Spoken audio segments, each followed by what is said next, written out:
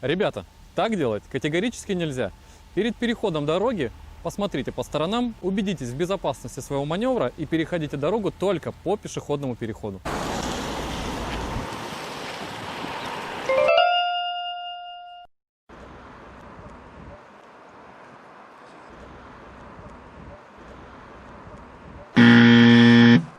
При переходе дороги по регулируемому пешеходному переходу необходимо дождаться зеленого сигнала светофора.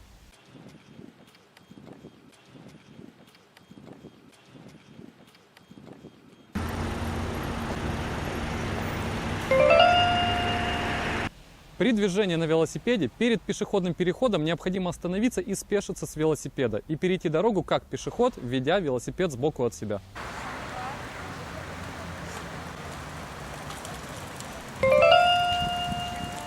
В темное время суток у вас обязательно должны быть на одежде световозвращающие элементы.